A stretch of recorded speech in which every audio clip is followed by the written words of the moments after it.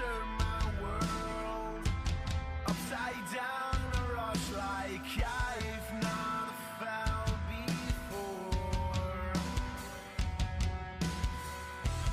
I can trust myself, I need you to make it turn. I would know, I would know. Will you follow me when the sky starts to change? Yeah, we won't be afraid. We'll never be the same again. Will you follow me? We won't leave it to chance. We can't wait on romance. We'll never be the same again.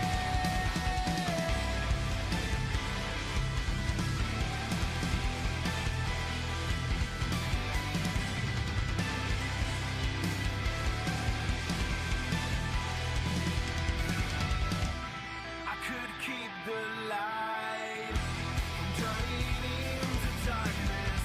You'd be my escape. What have we been told? Is it true or false? Future might seem every but we're getting close. Will you follow me when the sky starts to change? Yeah, we won't be afraid. We'll never be the same again. Will you follow me?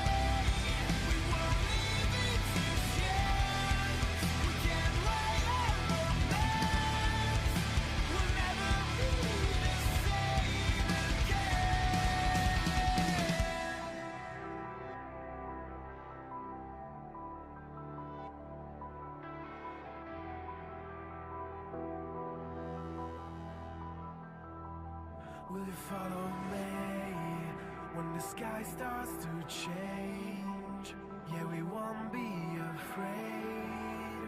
We'll never be the same again.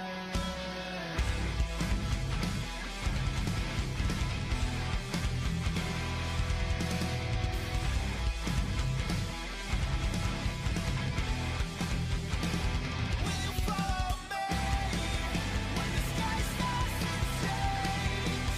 Yeah, we won't be afraid.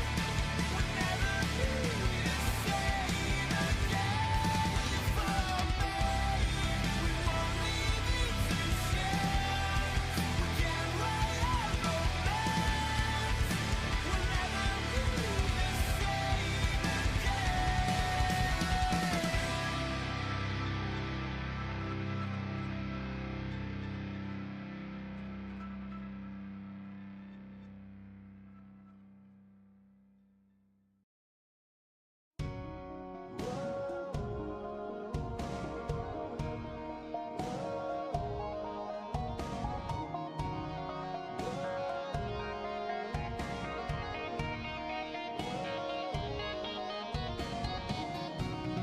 We are tyrants and we are kings. We own nothing but the right to say what it is that we believe. We are tyrants and we are kings. Nowhere,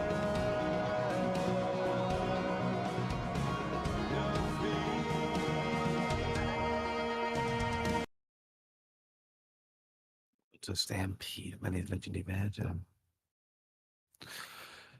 And welcome to the Stampede. My name is Legendary Vash. I'm back to give you the full rundown of tonight's SmackDown. First question: Did anyone else feel like taking a nap during the show, or was that just me? Because here are the standout moments. Why did Charlotte feel the need to announce her damn appearance for the Royal Rumble? Seriously, we did not need it. Everyone predicted it. We expected it. We didn't need the confirmation until it happened. What was your favorite part of tonight's SmackDown? For me, the show felt all over the place, like they shouldn't know where they were going with it. And Mr. All right, Matthew McConaughey managed to show up more tonight than AEW wrestlers do on their own show. But here's what went down on tonight's SmackDown tonight. A 6-woman tag team match, but no Tiffany representing the SmackDown. Though at least the tag titles got some shine. And KO took on Big Jim in the main event. Cody's interview, what did you guys think? Did it add anything to the story, or did it feel flat to you? For me, it felt alright. It was already said. They just continue adding layers, but not much more what they could have already added. Finally, the tag titles are getting defended on the PLE. Let's freaking go for that. I'm excited. I can't wait. How do you feel about Chelsea Green U.S. title run? I'm loving it. It's refreshing to see our girl B-Fab and Michin getting more TV time. The Bloodline drama is heating up. We got versus and even a tease from Braun, the monster of all monsters, versus Jacob Fatu, the tribal wolf. What's it all leading to? And I got some hype questions for the audience, so as the show is going on, be sure to give your thoughts on them. Did the 6-woman tag match deliver for you guys, or did it feel like something was missing? Are you team yeah or yeah? Let's hear your predictions. I don't know, I know that sounded like chat GTP. What are your thoughts on Chelsea's mid-card US title run? Do you think she can elevate the belt? Definitely dive into that, trust me. Lastly, closing off the show, we saw that Carmelo Hayes got his lick back when he Carmelo Hayes got his medicine for all his big talk when he stepped up to the L champion. And let's get hyped for episode 107 of Weebs of the Ring. Get ready to wrestle through all this madness with us.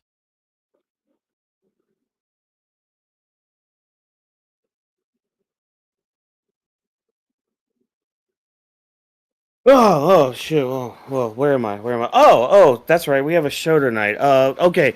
With anime in our souls and thoughts of wrestling is all out of control. We are a group of weebs who love the entertainment of professional wrestling.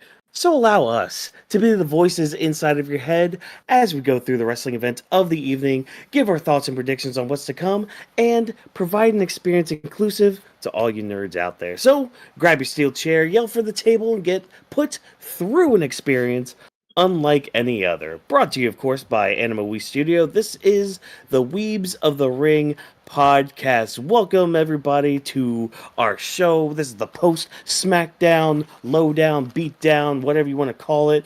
We are here to talk about this show, which, as you can hear from from my little intro and from Drop back there in his background, this is kind of a boring show. Like the curse of the week before the PLEs never ceases to leave us, you know. And I almost thought we were away from that because Raw was fine, but man, tonight was just drag city. It's like going through mud, like trying to go through mud. But we'll break down everything. We'll talk about everything. I see the chat already popping off, so keep it going, guys and girls out there. Would love to hear from you all. And you know, while you guys are here, make sure to follow us on those nice little handles right below me. But who are we exactly? Well, of course, I am your world heavyweight champion, Watkins, always defending the belt, always doing what I can to help you guys, kind of guide you through everything that is the WWE. And I am never alone in my endeavor, for you see there are two lovely gentlemen above me to kind of help me, you know, process all of this, kind of help me, you know, talk through some things, maybe help me understand where we might be going with things. So first and foremost, of course, to my right shoulder, he is the optimist of all three of us. He is the visionary. He is the legend himself, Vash. Vash, how you doing tonight? I'm doing fine.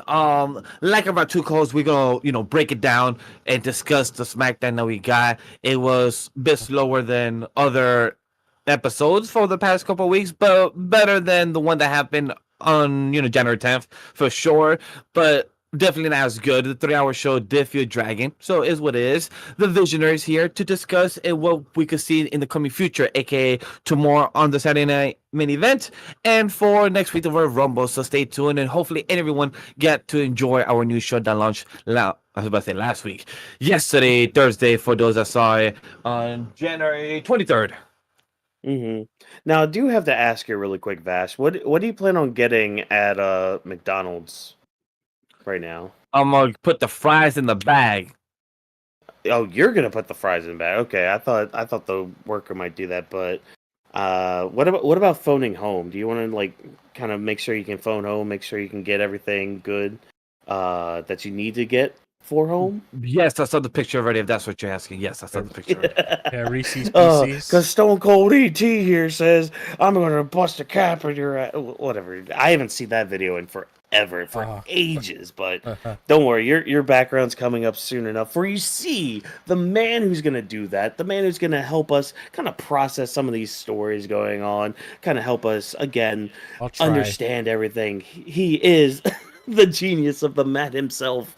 Drop this box. Drop. How you doing tonight, buddy? The only unfortunate thing is I didn't see the Genius of the Sky tonight, which I was a little let down by that. Yeah.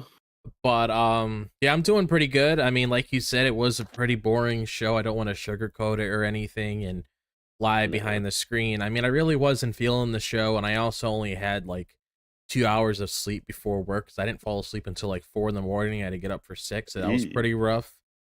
But that wasn't even part of it, though. It's just like these 3-hour Smackdowns going in. Like I was paying attention to the clock, and there was so much thrown in already. Not saying that's a bad thing, but there was like so much going on, and it didn't even hit the 9 o'clock hour. And you could literally feel the drag. Like sometimes people say it drags just for shits and giggles if they want to stir something up online, but I legit felt the drag tonight when I was watching the show. Like I didn't really know what was going. I mean, obviously I knew what was going on, but you could really feel like you were like getting pulled in as you were watching this, like just sitting in front of the screen watching the show. For like my fucking monitor was trying to pull me into the screen like it's channel chasers from the Fairly Odd Parents trying to bring me to different universes across the world. And I don't know, man. I mean, like you said, I'll try to help break down a couple things on here. It'll be difficult for some things, but we'll try to make the conversation worth it for you guys that decided to check out the show tonight. Exactly. So again, we're not going to sugarcoat things. We don't do that here. We just speak our truths, and hey, sometimes just speaking it out kind of helps us process everything. I know I keep saying the word process, but hell, that's just how life is, and especially with like stories, and especially with life and all that. Especially right now with life, we're here to distract and help ease into everything. So go ahead, Well, how did Sydney feel about the show? Sydney. How'd you like SmackDown? Great commentary, Sydney. Thank you for your lovely words for everybody. Buddy on my end, because I know Vash took a picture of me and I passed out on my bed. Buddy was the same way as me. He was out the entire time. He was sleeping. Nothing really pulled him in either. And normally dogs just sleep a lot, but normally Buddy does actually pay attention to the TV when we watch wrestling and stuff, and he decided to sleep. See, same with Sydney. Like normally she's like right here with me watching and all that, and I'm commenting with her as well. But like tonight, she was like on the other chair, just like I'm not into this. I don't want to watch this. I don't want to listen to it. What, Dad, what are you doing? Just put a video game on or something. I want to hear that. I want to hear you play freaking Persona 3 or some shit like that. But let's dive into the show. I think we've vamped long enough for everybody. We're gonna start by talking about our WWE title picture, because we've got Cody Rhodes taking on Kevin Owens in a ladder match at the Royal Rumble. Now, our build tonight, we had a few segments to go on with this build. First and foremost, we started the night with Joe Tessitore in the ring giving a very exclusive interview with Cody. But how exclusive was it? Well, if you've heard Cody Rhodes talk about Kevin Owens in the past couple weeks, you've heard this promo before. Like, nothing was really added in this. It was mainly just Cody kind of saying, hey, I'm going to beat up Kevin Owens really badly. He referenced Randy Orton saying, hey, I did study a little bit under Randy, so I know exactly how to be vicious. And Kevin has no idea what's in store for him. Just like, okay, there's a little bit of bite in that, and I appreciate that, but really just overall nothing came from this interview. But let me hear from you guys. Vash, let's start with you real quick. How did you feel about this little interview we had Sadly, I as will Sydney gets say, her bed together? well, sadly, I didn't get to watch the full interview, because I was having issues of technical difficulties to watch Netflix of SmackDown. So that's what I'm gonna say about that. People could, VPN stuff going on. However, when it comes to the conversation of being added to the interview of Cody speaking of a KO, to an understandable perspective, the thing I would say is that I would have preferred if there was more stakes or escalation being added, because if things escalated when it comes, for example, if KO came in, interrupted the interview and say, hey, why is this exclusive, where's my interview as well, it would feel Yeah. like what something I've missed, that even if this Yeah. has been a short feud and round two of it, because we had a shorter one like a couple months prior, it would have been nice from what we used to see back in the day when there used to be, backstage brawls where, the heel will come and attack the champion out of nowhere, and then it would have Yeah. them go to the hospital. I'm not saying that should happen to that stream again, but just Cody getting attacked in the mid interview, and then security interrupted, and then we had an interview but not fully. But then KO still came out because the interview was the interview was a couple hours ago. That would have felt more meaningful. When it comes to the bottom line question asked, was this interview flat? Yes, because it didn't add much more than what already has been said, without adding any twists or escalating more to what tomorrow's going to look like the same thing. They're going to have a contract signed, maybe a good 15-minute segment, and then a brawl happens at that, and then we lead up to Royal Rumble. But then we have another SmackDown. That how we're gonna escalate it once more, because we have another day next. So it's like, what else can be added when they're not trying to think, or get them injured, or things could escalate. I get it, but Job, I spoke too much. What else do you think about it? I mean, honestly, at this point, they really did everything they possibly could for this match.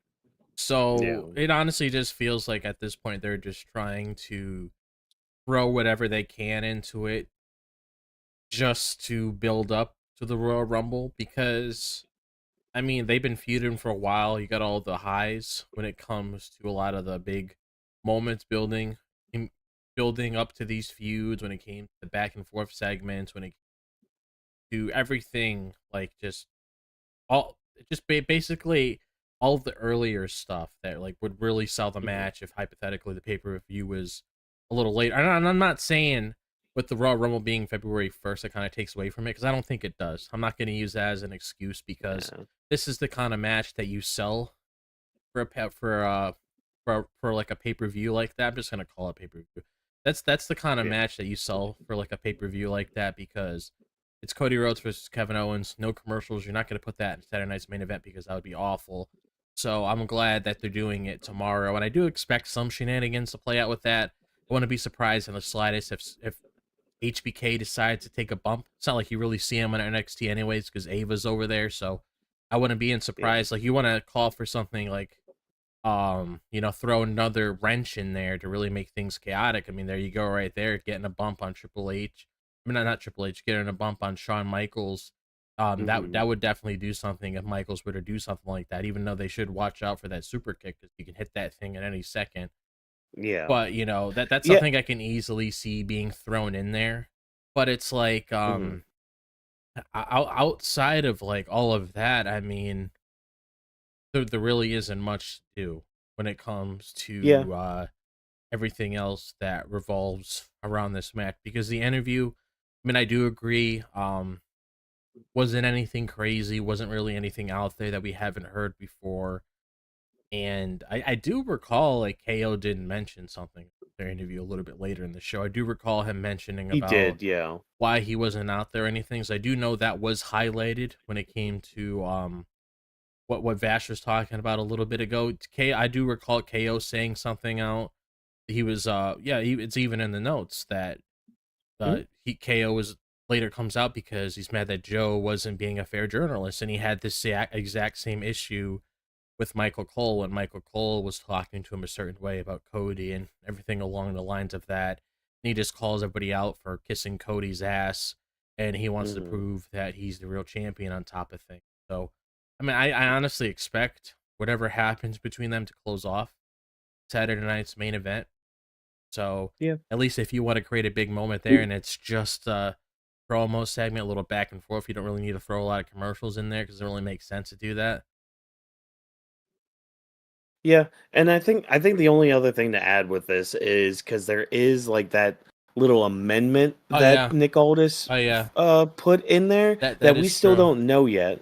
And Joe Tessitore did make excuse me, everybody. He did make mention of that on commentary, like, oh, it's got the wrestling world of buzz, and like I haven't really seen too much discussion on it, but I know on here we've mentioned that it could be just an added stipulation of, oh, loser has to leave SmackDown, because it's like, okay, we should probably separate these two so that way Yeah. Kevin can stop injuring all the people on SmackDown right now with this little package pile driver that he keeps trying to do. But yeah, so like later on, Kevin does come out, like we had said. He blasts Joe for being a very unfair journalist, and he also kind of gets in the face of Matthew McConaughey, who just so happens to be sitting right behind the commentary table. So hey, how you doing, Matthew McConaughey? I'm doing all right, all right, all right. Yeah, great, awesome. I hope you are enjoying yourself with your son. I'm assuming that was Yeah, same. cool, I neat, assume as well. awesome. Yeah. But then Jimmy Uso comes out to make the save, and we get a match set up between Jimmy and Kevin later on that night, Mm. which, I mean, the match was fine. You know, it was mainly Kevin Owens just beating up on Jimmy Uso and then winning. Like, nothing too drastic of a match, nothing to really write home about. It just, again, like, we got to keep Kevin Owens having forward momentum going into not only tomorrow night with Saturday's main event, but mainly for the Royal Rumble. But one thing did happen before this match was Carmelo Hayes attacking Jimmy Uso not backstage, just on the ramp, because Jimmy's just like, oh, I'll only need 3 moves to beat you, when Carmelo Hayes was trying to say, hey, you're gonna need to use 4 moves to beat Kevin Owens. This might have been a shoot. I don't know yet. We don't fully know yet if this was like off script or anything. But what did you guys think of just like this little wrinkle into, I guess, Jimmy's story right now? I Or felt like excuse me, it Big was Jim.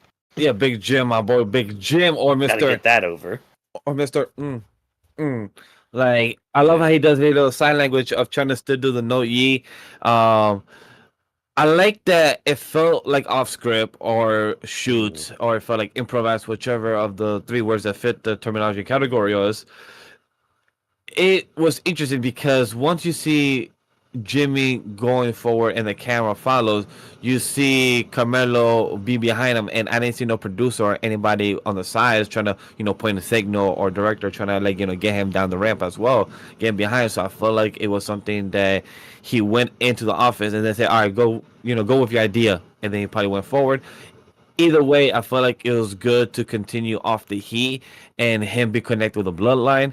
And with the Jimmy and KO fight, the one thing I would say that even with Jimmy, not with his brothers or his bloodline or his family, glad to still see him, main eventing the show. So I'm glad to see him That still was putting cool. up a show even without the tag team, or without, it was just KO Hmm. and Big Jim. So I just want to see, congrats to them as well, to be also doing like a little main event for SmackDown. So congrats to that. All right, cool. Excuse me, everybody. Oh my gosh, my throat is just a little dry right now. So while I wet my throat and all that, any thoughts on this drop? I mean, the match itself, really, I mean, it didn't really do anything for me personally because it was basically just KO full in control of the match. Yeah, you got a Mm, couple spots here and there from Jim, but at the end of the day, it was pretty much all Kevin at the end of the day, and it was yeah, just pushing the whole story again with KO and Cody because Cody started brawling again, just like how they did last week during that tag match that Cody had with Jim, and then they ended up doing a brawl. They ended up going through a table, so that's all it really yeah. was to me, honestly. And the whole thing with Mello, like that's something that I actually do want to touch on. When it comes to him attacking him, not necessarily that. I'm just really Mhm. wondering what's going on with Carmelo Hayes because, for one, we recently saw this match like last week. Yeah. Yes, it didn't officially finish because Jacob Fatu and Tama Tonga came out to disrupt the whole thing. But we're getting that match next week between the both of them, and I'm just really curious to see like where this is leading to because Carmelo's been on like a losing streak for quite a bit. Oh yeah. Well, And since he's been on the main roster, yeah, like he hasn't he's just been done punked. anything. Yeah, he's Yeah, been he's been a kind of a dork yeah, on there. he's been punked, Like, my biggest fear, and I don't want this being one of those things that people come on the podcast and look at and listen to me say this, where I feels like I'm doom posting or I'm worried about Carmelo Hayes' booking. It's nothing along the lines of that. Like one of those people you typically see on Twitter just complaining about who knows what the fuck is coming out of their mouth. It's basically just one of those things where I'm really curious to see exactly like what the destination is of Carmelo Hayes because he's mhm. honestly been looking like a dork ever since he came on to the main roster. And I get the whole thing about him saying that he's him and everything along the lines of that, being having that big ego and everything and not always getting to places that you expect yourself to be. But this has been an ongoing thing. You can only like Yeah. play that game for so long. Not saying that he needs a gimmick change, but you can only do this thing with him for so long. So now we're going back to Jimmy again. Is Jimmy gonna get the ups? Because that's a Yeah. realistic thing I can honestly see coming out of that where Jimmy ends up getting one over Mello. So that kind of makes me think, okay, what's the destination? Is Mello going to enter the Rumble? Is he going to have a good showing? He's going to be like one of those Iron Survivors that really sticks through the match. Is he going to head to Raw like that following week after the Rumble and everything? Because I Mhm. honestly feel like he really needs a new home to be in. Like we saw before, we'll touch on it later with the whole Damian Priest thing. We'll touch on it more later, but I just wanted to bring it up now for the conversation. Moving him to Oh yeah. SmackDown, new environment, not next to Judgment Day, that's awesome. But the thing with Carmelo, he's been around even though he hasn't been on the main roster for super long. I mean, it already feels like they threw him at everybody. I mean, he's had matches with Mhm. Cody, he's butt heads with him. He did stuff with Andrade, which we all thought was great. Yeah, that stuff going on with LA Knight, but it's like, what are we really factoring here? So at least if you bring him to like Raw or something, he can rekindle stuff with Braun Breaker. Maybe that could be a little mini program if you want to prolong that whole Sheamus thing until Mhm. WrestleMania. You could have them rekindle their rivalry and do a little something there, or he can work with like other talents there. You could possibly have him be one of the opponents that Penta comes across if you really want to start building, Penta up more because it seems like what they're doing to Penta is they're trying to build him up and give him all these great matches. So it's like Yeah. I just feel like Raw is a better destination. Like I know we're not going to get that answer on Monday, we're not going to get that answer on Friday, but I'm hoping after Rumble we get a good indication of like, okay, this is going to be the new home Mhm. for this certain superstar. Like I just do not want and I'm not saying it will happen, but I just really want Mello to be put in a place where he's looked like Braun Breaker, maybe not at the exact same way, but at least booked in a way where he's going to be an important part in the future of the Yeah. company moving forward. Because for us, we understand the whole waiting game. We understand the whole thing where, Trust they're, me, I'm a One Piece fan. yeah, I get the waiting game. yeah. So it's like we understand everything along the lines of that. But it's like with the casual fans because that's Mhm. what they really lean towards, the people that attend the shows and everything along the lines of that. Like content creators, we usually have a different mindset when it comes to how we um how we like take apart a Raw or SmackDown or pay-per-view. These casual Yeah. audiences, it's kind of like when you make those TikToks or you make those YouTube shorts, they don't pay attention to something for so long. It could be like a minute or so that they want to invest their time in. After that, it's gone. And that's I'm hoping it doesn't get to that with Mello.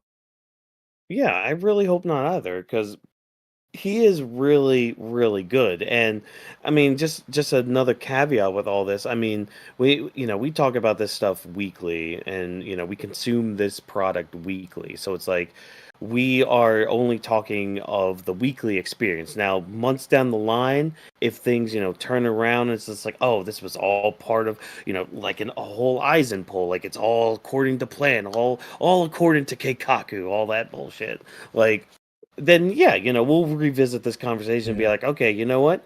We lived through the vision, and the payoff was Yeah. worth it, or the opposite end Yeah. of it being like, oh, the payoff was donkey do, Yeah. like Speaking- we're not gonna deal with this. Speaking of which, it was actually kind of funny. We were just talking about Mel. He literally just posted something on Twitter where he said, like 3 minutes ago, he said Kobe Bryant missed 14,481 shots in his career, the most in NBA history. He's also one of the greatest players of all time. Without frequent misses, constant improvement is possible. So I'm hoping that's a sign. Like, he's probably well Yeah. aware of what people say online, but I'm just hoping that's a sign that there's something along the lines that gets pointed out to us, so we know exactly where things are. Yeah. So, but yeah, I mean, not much other to say beyond that. Yeah. With our WWE title picture on SmackDown. So we're gonna just kind of move on ahead to our mid card stories. We're gonna start, of course, with our tag team title affairs because we had a couple little moments with our tag teams. First of all, we had Motor City Machine Guns taking on Pretty Deadly. Now, Pretty Deadly had been doing a lot of the kind of the gopher work, or like doing a lot of the heavy lifting for DIY in attempts to get a tag team title match. And they've been on a losing streak. They've also been looking like dorks, but that's part of the story with them, is them looking like dorks and just getting their ass beats 24/7, 365 on the SmackDown roster. So yeah, they have a match with Motor City Machine Guns. I thought the match was all right. Your typical kind of tag team affair when it comes to WWE weekly programming, but yeah, I I have a feeling that they're gonna win the tag titles at WrestleMania. Yeah, that's what I'm That's feeling.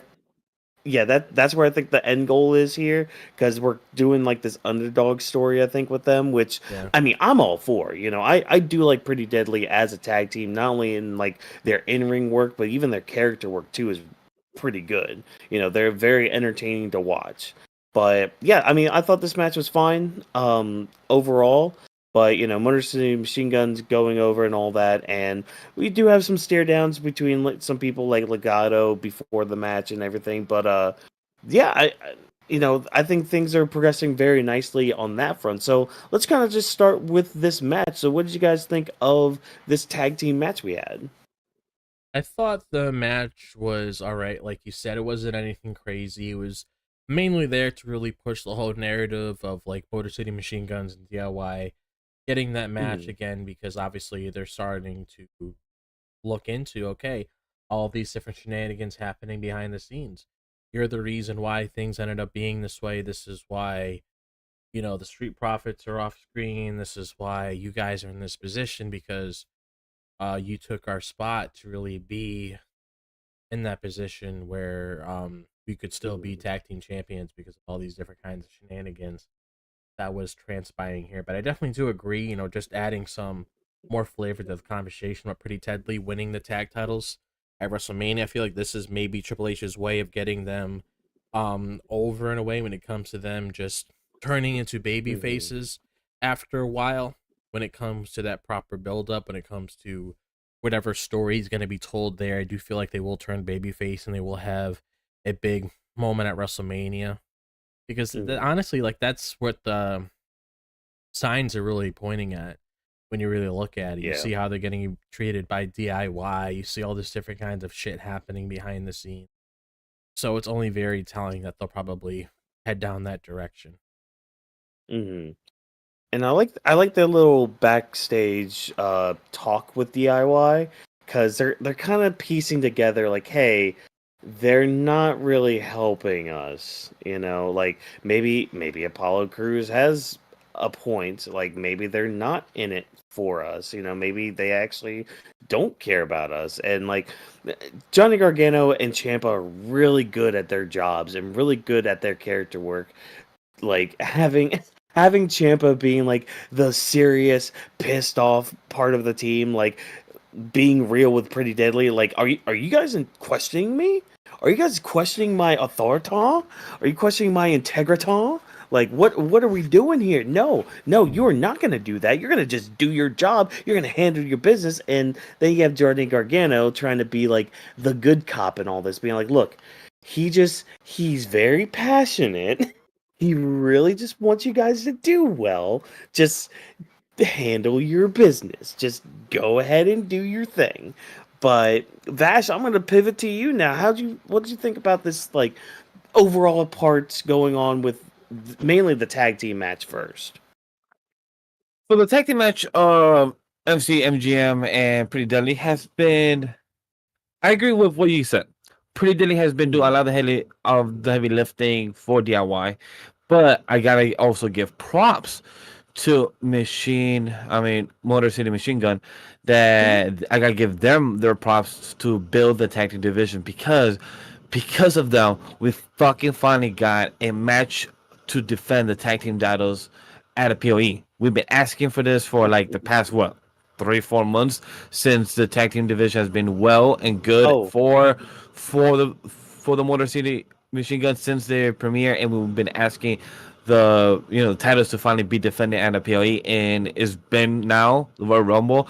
The moment that got announced, I literally said, "Thank you, thank you to these two," Oh. because it was an honest tree of happiness to see that happen, and the match was good. Pretty Deadly is doing their thing. I'm glad that they're finally not doing their fucking type of musical. I don't know if that got scratched, or maybe they say, "Hey, this Nah, I is not need doing that good for you musical. guys. Let's come back in the ring." And it's good to see them back in the ring. The humor, the comedy, and a lot of people forget they're actually great wrestlers. They just have been more in the comedy side. So other than that, for the match itself, I'm very entertained by them, and they've been good itself. And the story wise with them has been entertaining. So for me, it keeps going. Yeah. Chat, let me know if you want the Pretty Deadly musical to make its debut at WrestleMania. Because if they win the tag titles, it's happening. It's gonna be happening. But yeah, yeah. like Vash said, we are getting a tag team title match at a PLE, the first tag team title match on a PLE since WrestleMania 40, since almost a freaking year ago. We're finally putting the tag titles Wow. on the line in the PLE. Pretty Like, crazy to think that's about. just wild. That's pretty crazy to think about. It's honestly been that long. This should just be like a consistent thing that happens throughout the year if you really want these titles to feel like, I don't know Yeah. why it's And like, not. yeah, and like I think I understood what they were trying to do with, like, oh, let's kind of make these go home shows feel bigger. We got weekly stories that are still going. They got to have payoffs, but they can't be on the PLEs for some god unknown reason why. Um, but hey, let's just throw them on the go home shows of Raw and SmackDown before the PLE. Cool, neat, awesome, good. We're done with that. No, like, have some of them be on the PLEs.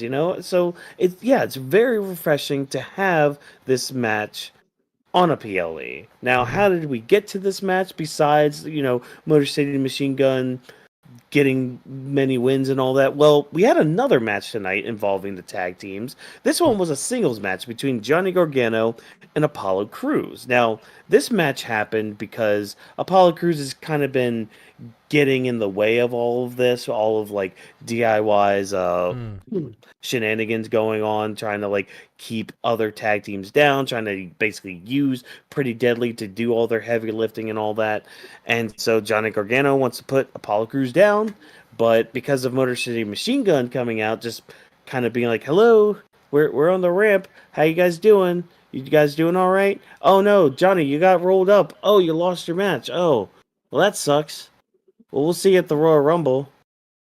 Bye." I mean, that's basically what this match was. I mean, I don't know. Yeah. Like, Apollo Look, Crews is so much better. Exactly, what and they're that's booking one him. thing that I'm happy that I believe it was Wade Barrett that said it.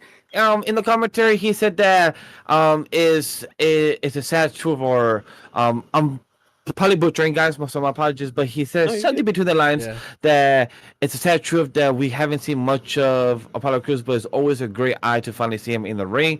So just to hear those great remarks from Wade Barrett and talking about Apollo Crews being in the ring, and he always gets on and off.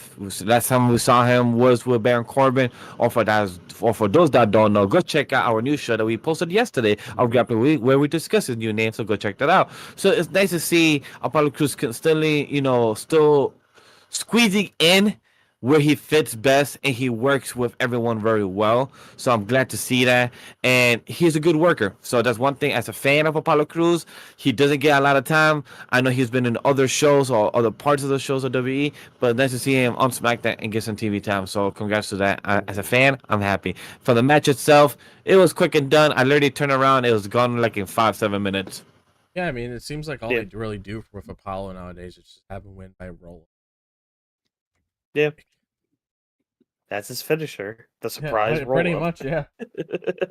Like I don't even know what his actual finisher is anymore. It's just the surprise roll up. So Yeah. whenever you guys put on 2K24 or soon to be 2K25, just have that as his finisher and end the match quick. But speaking, we forgot to mention one thing about this Royal Rumble tag team title match. Not only is it a tag team title match, but it's something that DIY are really, really good at. A match stipulation, if you will. It's going to be a 2 out of 3 falls match for the tag titles. And with lack of a better word, with lack of a better French phrase for this, it's going to fuck. Like, it's going to be good. Because DIY are masters at 2 out of 3 falls matches. Like, And I believe you go. Johnny Mhm. posted a tweet. He said Yep. something between the lines of that you guys, I need to put myself that you guys forgot who I was or how I've been with the 2 out of 3 matches. And I remember I believe he was showing me, or you, Walkers, one of you guys has discussed of how good Johnny Gargano is from NXT in the Black and Gold days, and with his skills at the 2 out of 3 matches. I've heard from you guys great remarks about it. So Mhm. I can't wait to see it actually in action Yeah. into these times. Great example of that is Johnny Gargano and Adam Cole 2 out of 3 falls match at the Agreed. That NXT was good. Takeover show in New York in 2019. Yeah. And if you want a tag team version of it, what was it? DIY versus FTR? Oh yeah, that's another one. Or Yeah, well, back then they were the Revival, but yeah, still though, like, ooh, that finish was good. Mm. That finish was really good. So yeah, that match is this this one with DIY Motor City Machine Guns, it's gonna slap like. It's gonna double slap you. It might even triple slap you. I don't know. Yeah. It might be super effective. It might not. It might wake up slap you too, especially Yeah. after the SmackDown tonight, because we're about to get into the stuff that was really starting to snore us.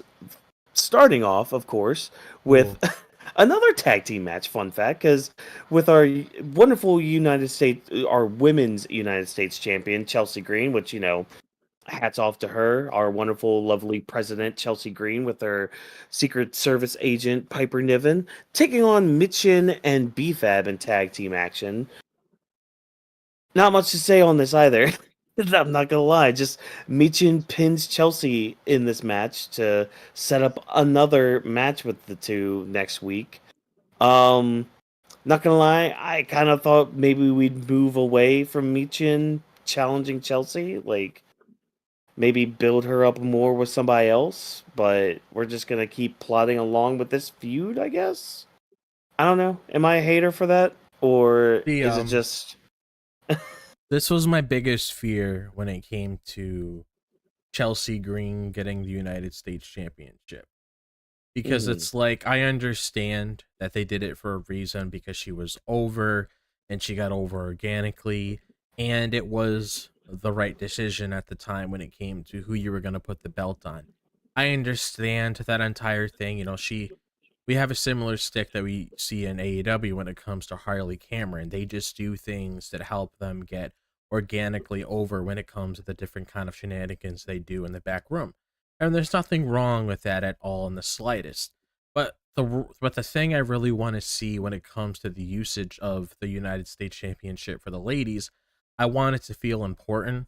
I don't want it to feel like I don't want it to feel like a hot potato title where you just pass it around back and forth, or it's just used. Because I know Chelsea did say that she wants to use it to like bring back a lot of divas to challenge for the title or whatever the case may be, and that's fine if she wants to head down that direction because she is the champion. So if she wants to set a certain standard with it with her reign, sure, do whatever you want.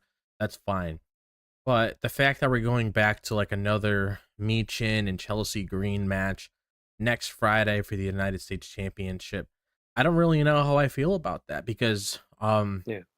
it to me it kind of feels like, is this it? Like, is this all you really have when it comes to your mid-card division, when it comes to who Chelsea Green can go up against? I mean, you could have easily done a match today where you had B-Fab and Chelsea Green, and then she gets her match the following Friday, because at least that's a new opponent for Chelsea Green to have a one-on-one match with, where there's no Michin or Piper Niven involved in the match. Like, that's the thing I want to see. I understand Piper Niven's there to help her, just like how Liv, which we'll get into, where she was like very up and at him when it came to Raquel Rodriguez helping her get to where she needs to be. So it's like, I understand the whole entire thing, but I also want to see like what Chelsea can do on her own at time. You want to do the comedy thing? Like, there's a thing where it's like, remember, I'm not trying to compare Chelsea Green and Kurt Angle because they're not comparable on the slightest. But the reason why I'm bringing this up is because you remember when Kurt Angle first started, and I actually listened to the Chris Van V interview with him. They had this whole thing with Kurt Angle where they had him doing this comedy act where he was doing all of these funny segments in between the shows where he came out there and he made a lot of people laugh, and it worked. It got over. And when you put Kurt Angle in the ring, the guy was a monster. And it's not like he took all of this from WWE. He was somebody that was doing wrestling. He's an Olympic gold medalist. We know the whole story. He went over it in the interview. You guys want to check it out? Should have do so. Great interview. Chris Van Vliet does a phenomenal job on those interviews. But it's like you put him in a ring after the whole comedy stuff. I'm not saying he was like that the entire time, but you put him in the ring after the comedy stuff. He put good matches. He had good matches with Brock Lesnar. He had good matches with Chris Benoit, regardless how you feel about him. Trust me, whatever he did, I don't condone that. I don't want you guys taking that the wrong way. But when it comes from like technical wrestling, I mean, that's the guy that a lot of people know Kurt Angle had probably one of the biggest feuds with, because they used to go back and forth all the time. So it's like Kurt Angle's known to be a great wrestler. So, and the reason why I bring that up is because, Chelsea Green has this little comedy thing going on, but I've seen what Chelsea Green is capable of in the indie scene when she was in Impact and she was going around doing all these different kinds of things with Matt Cardona when they were together in TNA and they were going around the world to these different indie promotions. I've seen what she's capable of. I've seen her in Lucha Underground or Penta when they were having matches together as well. So it's like, I know what she's capable inside, and that's kind of the side of Chelsea Green that I personally want to see come out, because I know she has that dog in her where she could do some things we wouldn't expect her to see. I mean, I was watching videos of Lyra on the indie scene today where she was doing moonsaults, she was doing these Canadian destroyers. I'm like, holy shit, Lyra, when did you start doing this shit? So it's like, I'm pretty sure Chelsea Green has some tricks in the bag too that maybe we should have them shown off. Not saying it has to be these crazy flippy moves or anything, but at least show that side of yourself for the audience. Like, holy shit, Chelsea could actually do things like this. I didn't expect to see that. Yeah, and that's like one day we need to have a discussion about the WWE style of matches. Yeah. Because it's definitely changed just in the past, even just in the past year. It has, like, it feels very formulaic. It feels very, like, I mean, just listen to how we talked about the tag team match earlier. Like, there's a formula to it, and Like it's one thing to have a formula to your matches, but it's like it's another thing to like use that formula and just do something more with it, or Yeah. like utilize it in your own way. And like even with like some of the moves, like pardon me for using this word for some people, with some people's move sets, it kind of feels very samey. Like nobody, like a lot of people are starting to kind of feel like they do the same things that other people do, and that's kind of that's a whole discussion for another day. But like when it comes to like the Chelsea Green thing, holding on to the women's U.S. title, my biggest fear was that we were gonna just stick to the feud because like it's the same complaint we had with like the whole Liv and Rhea thing. It's like both of them are doing really good work, but it gets to a point where it's just Yeah. like, okay, let's expand your horizons. Yeah. Let's move on and see what you can really do Yeah. with somebody else. You know, like because there's more people than just Michin on there. Like you had mentioned, B-Fab, who's part of this feud as well, part of this story. Like, what about her shot against Chelsea? Like, she could have another shot against her, you know. And it's nothing against like anyone's ability at all. It's like it's just how we're doing this and how we're booking it, and like, are we just prolonging this? Because like we had a backstage segment where Chelsea says, "Oh, we need to up our security." Like, are we going to be adding somebody else into all of this? Are we going to be like expanding Chelsea's like security detail or anything?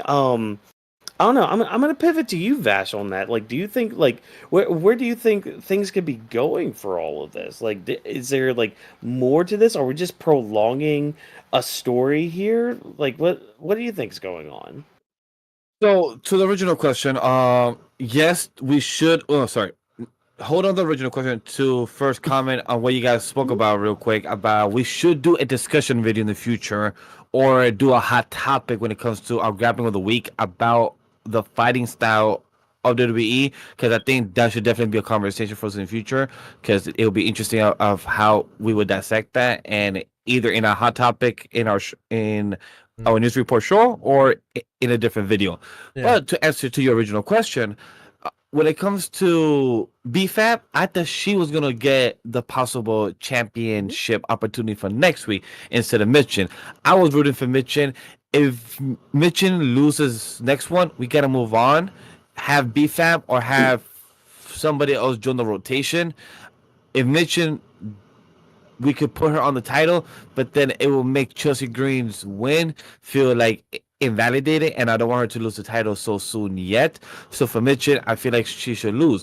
When it comes to this tag team match, I feel like it shouldn't have gone like this. I would have rather seen like a B-Fab versus Chelsea Green, or a B-Fab versus like the tag match was fine. It just fell out of the blue and it fell very flat. But I saw what they were going for. I'm still rooting for the ladies because I want these mid-card opportunities to grow. Congrats to B-Fab. Her fighting style was interesting with a long leg form, like her doing it off the ring and then her like just kicking somebody as a super kick, but in a way kind of swinging it. So that's pretty interesting from her.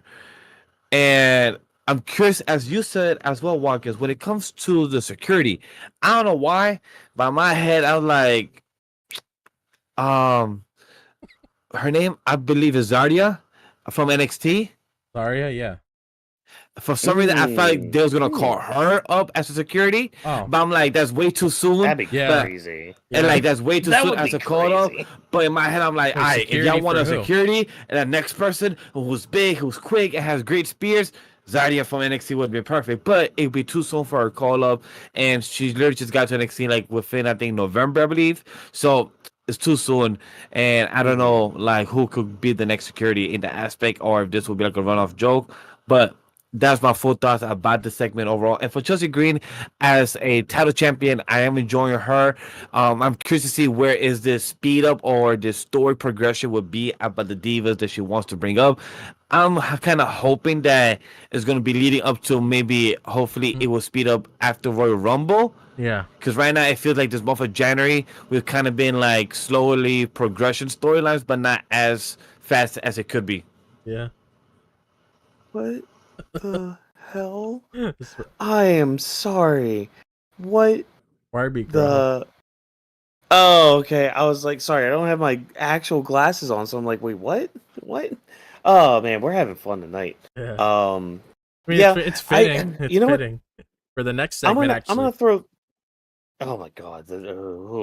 Before we get into a costume change here, I'm just gonna throw this name out there, and hopefully she doesn't debut next week. Hopefully we wait till the Rumble, and then throw her into this. And just hear me out on this. Jordan Grace, just put her in there. That would be That fun. or invented Nikki Bella. Throw her in there too. No, I am going to come over there, up to New York. I'm gonna throw 20 Jerry's into your place. all right, just for that.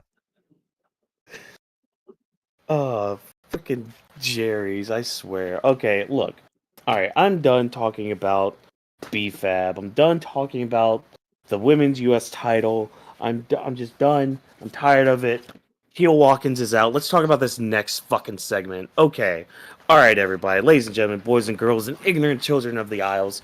Did you remember that we have a freaking women's Royal Rumble? Well, I guess WWE fucking remembered, because we're going to just throw all our women out there and be like, I'm going to join the Royal Rumble. Nope, I'm going to be in the Royal Rumble. I'm going to win it. No, I'm going to win it. I'm going to be the best of all time. You guys are going to have to face me. I'm Rhea Bloody Ripley, and I'm going to kick your ass. Like, what are we... Like, okay, at least the men's match. There's at least 7 or 8 people that can viably win the Royal Rumble, and you have built up to that match tremendously. If anything, the men's match is probably the most hyped I've felt for a Royal Rumble. The women's match, however, you guys have done nothing for. Almost nothing for. Literally, it felt like tonight you guys remembered that there was going to be a women's Royal Rumble match. And you were just like, all right, well, let's throw the women's champion out there. Let's throw Tiffany Stratton out there. And here comes Rhea Ripley. It's just like, oh, great. Now we're getting our Barbenheimer in our WWE. That's great. That's awesome. That's fan-freaking-tastic. But here comes Nia Jax and Candice LeRae. It's like, we're going to be in the Royal Rumble, which... Correct me if I'm wrong. Didn't Nia already say she was going to be in the Rumble? Yeah, it said. I mean, I'm looking at it right now. January 13th, 2025. So last week, Monday, is when she came out during that segment with Bailey and Rhea in the ring. Yeah. Oh, no, So it was Rhea first, and then she came out, but that's when she announced it. Just in case people forgot, she's entering it. Well, WWE forgot. Yeah, just to clarify, just in case you guys didn't know, because it's not like, oh yeah, Vash's background's like all over the place. Yeah, don't worry, it's normal now. Yeah, it's normal now. You got the image you wanted. We just do it for shits and giggles on here. But it's like we try to have fun here. But it's like my whole issue with this, really, it's like, well, first off, I want to touch on the whole Charlotte thing. Before I start shedding like some light onto like the whole segment itself, because trust me, I do have a lot to say about that. But when it comes to the whole Charlotte thing, I'm not really that bothered by her saying that she's going to be entered in the Rumble, because it's pretty much a given at this point. We saw this vignette last week before Tiffany had her match. We saw this vignette again before Tiffany came out. So it's like, you might as well just tell us that she's going to be in the Rumble, even though we know she already is. So, like, realistically, like, I see some people online saying, oh, we could have saved it as a surprise for Charlotte to be at the Rumble. Is it really a surprise? I mean, you got to be honest. Is it really a surprise? Like, a surprise? I mean, it's not. It's not. Yeah, I didn't need. I didn't need the fucking like the confirmation. Like, cool, your video package is coming out. We know you're coming, but don't fucking announce it. We didn't need the confirmation. It's not needed. Where the prediction was happening, people guessed it. We already knew the promos of pictures that her knees getting better. We knew, but we didn't needed to know a week in advance when it's coming out. All right, cool. If you told us in January, the first week of January, I believe it was January 3rd. If you want to tell us then, perfect. Tell us 4 weeks in advance where we don't have to like make videos about it. Cool. But the week right before, it's like, what's the point? We already knew I or mean- had the theory about it. I mean, I'm gonna tell you again. I mean, it's, like I'm just gonna be completely honest. It just it's not really, at least to me, it's not that big of a deal because you could say the same thing about Punk saying it. You could say the same thing about Roman saying it. You could say the same thing about John Cena saying it because we already knew this was John Cena's retirement tour. He was gonna say it.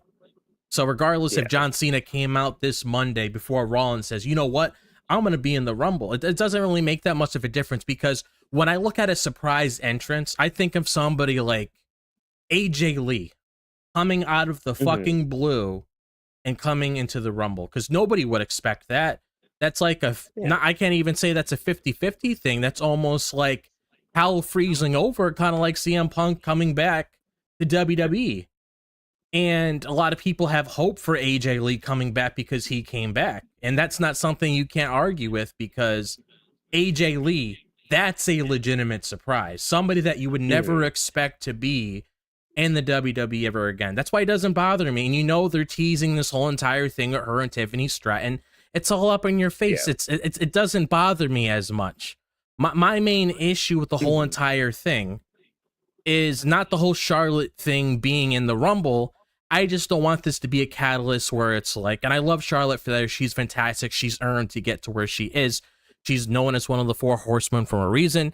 And she's one of the other reasons, just like how I talked about not that long ago about Bayley and Sasha Banks helping bring the women's division to where it was. She's another catalyst, a part of that.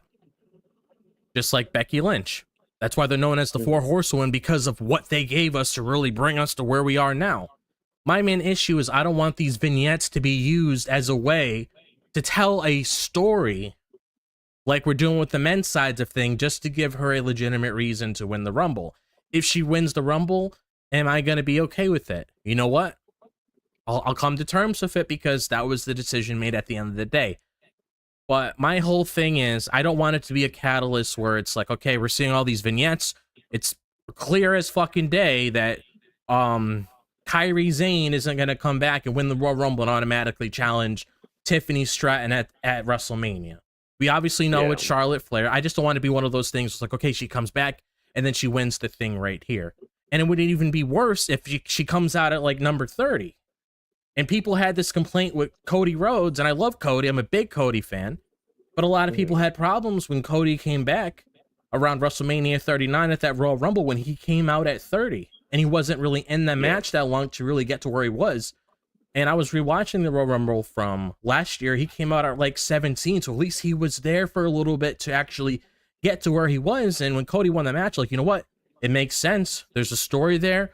He has another shot at Roman. Nobody had issues with that. That's why you had the whole we want Cody movement to begin with, because God forbid you got somebody like Cody Rhodes out of all people going above The Rock. That's fucking crazy in itself. I don't like lazy creative. I do not want that to be a thing that happens with this Rumble because I care about the girls. Will it be a good moment? Sure. Would she be making history? Sure. 2-time Royal Rumble winner? Sure. That's making history in itself.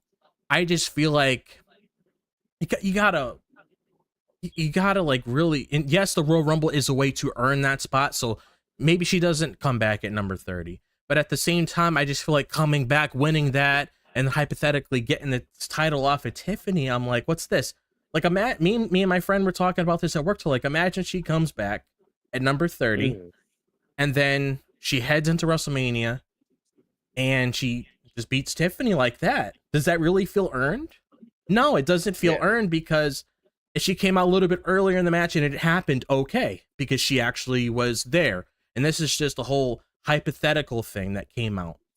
But if it was like Elimination Chamber, go up against a lady, qualify, get into the match, take out the other 5 girls, okay, you bust your ass off for one, because that's a pretty hell match. And it shows us you're coming back from your injuries and you're able to go inside of this structure and put your body on the line to show us that, yeah, you're willing to break yourself apart just to get to where you want to be. That's my whole issue with that. That's why I mentioned earlier I had a little tangent, and this definitely stems into everything else that we saw here as well. Yeah, and like that. So with my 2 cents with it, it's like, okay, I I knew she was going to be in the Rumble, so it's like Yeah. she's not really a surprise entrance for me. It's more of just like, okay, there's just a level of anticipation that's gone from it now, Yeah, that's which all it is, you know, really. yeah, yeah, and fine, whatever with all that. But like, I think my biggest concern is with these vignettes coming out. Like, I mean, I know it's been only 2 weeks, but like, they always come out right before Tiffany Stratton comes out, and in a way, you are kind of, and I don't want this to be a thing, you're kind of telegraphing the winner then.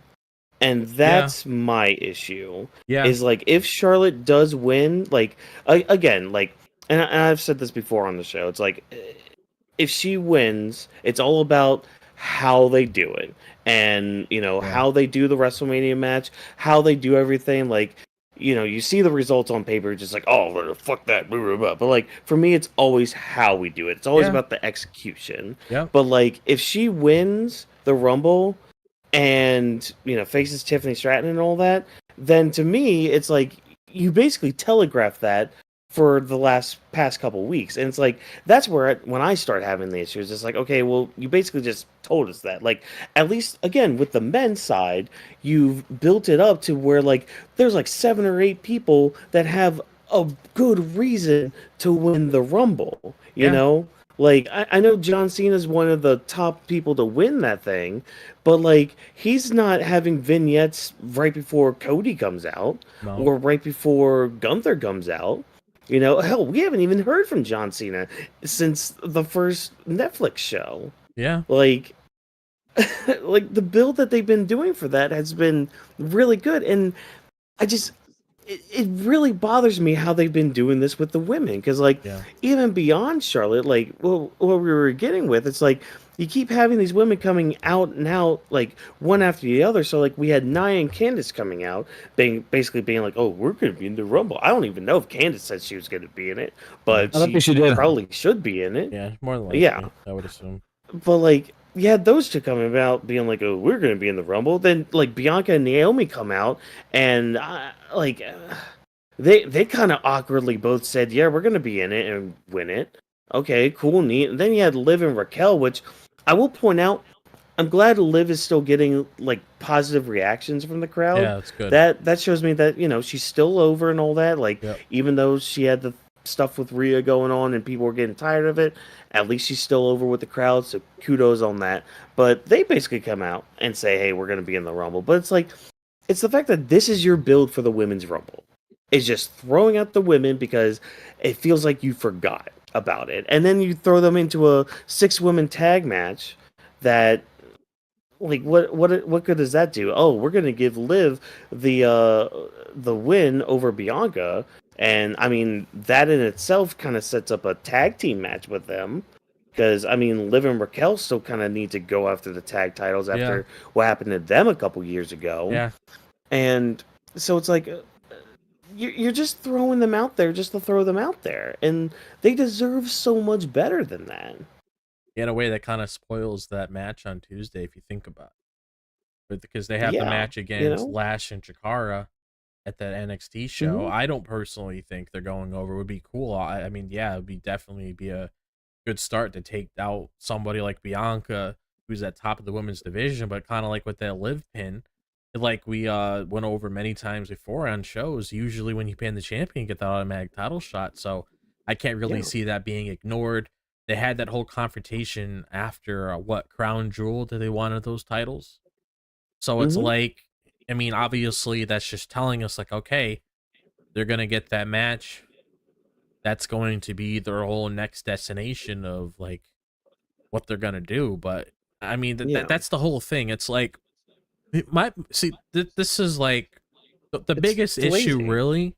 Yeah, it's lazy, and it's like the whole thing with like the announcement is like the reason why I just to touch on the reason why I'm okay with the Charlotte thing. It's just you're putting in our face. It's kind of like you're teasing a baby with like candy or whatever the hell it is. You keep teasing the baby and stuff like that. Just give him the toy. Don't keep having him cry and everything. Just give him the toy. So you do these vignettes with Charlotte. Obviously, it's meant for a reason. Just tell us and just give it over. It doesn't really make sense to show it on the next SmackDown and be like, okay, where am I going to be? We know where you're going to be. But the thing with like the other thing, my biggest issue is when it gets overboard where it's like, okay, we know 19 out of the 30 entrants. That's when I get aggravated. Even if it's people I know that's going to be in it. If it's something along the lines like we saw before, like, okay, we know 19 out of 30 entrants, it's going to be in the Women's Royal Rumble. Holy shit. Now I know who's going to be in there regardless. I know Bailey and Nia is going to be it. I already know who all these entrants are going to be. It's nothing at random. Yeah. Because so far it says we know 7 out of the 30 entrants for the woman, and then we know 10 out of the entrants for the men. So it's kind of like this has been a thing that's been going on for years, Vash. Even before you started watching wrestling again, this has been a consistent thing where they get a little overboard, where they hit like double digits late in the game, where it's 18 or 19 people are announced before the event actually takes off. And then they did these little kickoff shows after Raw and SmackDown where they continue to add on to it. So then it's like, 23 out of 30. That's when that's the whole biggest gripe, and that's when I agree that that's when I agree that you shouldn't be telling us everything. But if it's like the obvious ones, I don't really give a shit because I know they're going to be there. But once we know, it's kind of like you get a little cheat sheet. You know all of the answers to the test before you take the test. It's kind of like, am I really putting any effort here? So, because you guys are doing a watch long. Like, imagine you guys already know 30 out of 30. Yeah, and correct me if I'm wrong. There was one year they told us every single entrant. Yeah, like they had like a graphic up of every single entrant in the Royal Rumble, and it's just like, well, what's the point of watching it now? Oh, who's gonna come out number 15? Is it gonna be Shinsuke or is it gonna be AJ? And it's like, what's the fun in that? You're not having any legends coming up. You're not having any NXT people coming up. Then like where's the fun in all of that? Yeah, it takes the enjoyment out of it because people forget Royal Rumble has always been about the surprises. That like we know John Cena's gonna be there, we know these people, but we don't know what number they're gonna pop in. So that's what it throws it off in the spontaneous surprise. Same to Charlotte. Like the beautiful part with the ring did that we all have the different opinions and perspective that we sometimes may agree, sometimes we don't. Hate it. Me when it comes to Charlotte, I still even we predicted for weeks, even in Grappling of the Week, we said last night. We expected Charlotte to appear next week. I didn't want to get the full confirmation. I'd rather while watching with Watkins on the sidecast, and here comes the queen. And they'll be like, oh, she finally appears. We'll wait for her, and she's number 20. All right, cool, glad. But if Greg came out, if we are doing the sidecast, and by the time the number 28 has come out, we haven't heard Charlotte. It's obvious to know now that she's number either 29 or 30. Yeah, that's where it's kind of where it takes it out. Like, it's fun to know, but not always fun to know that there's already people there. Yeah, and the other reason why Dolph Ziggler coming out at 30. Yeah, and the only reason why I just and it's obviously like a different perspective compared to you, which if you feel that way, that's fine. I'm not going to argue with you against it. The only reason why I just spoke my piece is mainly because I've grown accustomed to it because it's just been a consistent thing that I've seen. Because just 2 years ago, they did this with Cody, where Cody's coming back. He announced it on Raw, and we were just waiting to hear that number was reaching the end. Rumble. It was reaching 27, 28, 29, and then we go, okay, 30's Cody. But that's the thing. And I mean, it's just one of those things I just gave up on, and I tried to ride the wave as much as I can, just get the best of it. Yeah. Because and my thing, just to kind of close it out too, I care about the women, I care about the women superstars, and I want them to have the showcase that they all deserve. Because amen, they all of them are really good they stars. normally steal the show too.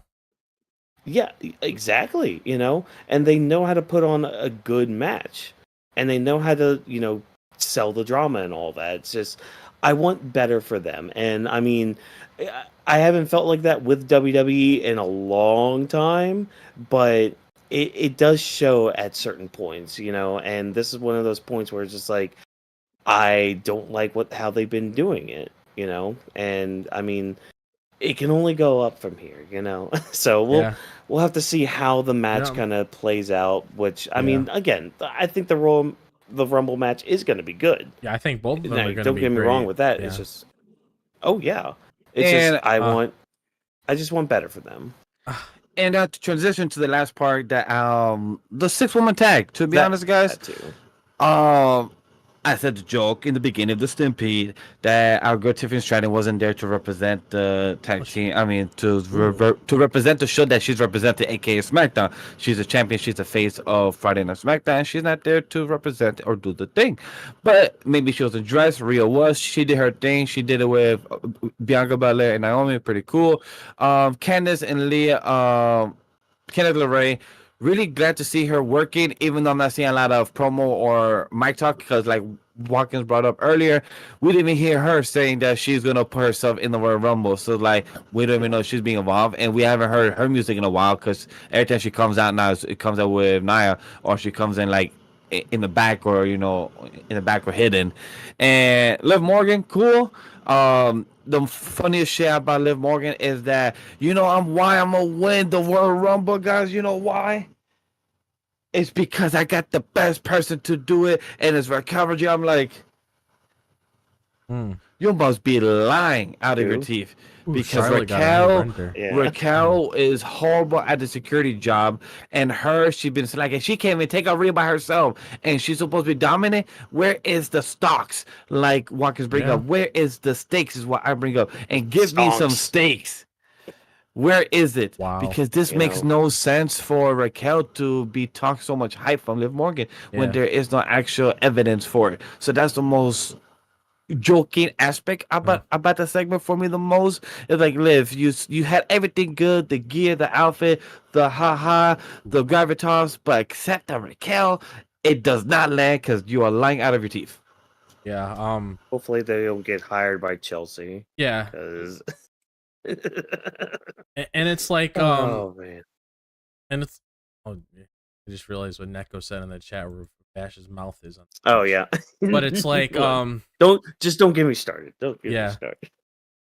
but it's like my overall thoughts on this match, like I'm not really bothered that Tiffany was in it, really, because I mean it is what it is. Yeah. I'm more like it's what it is. curious as to how did this all come together.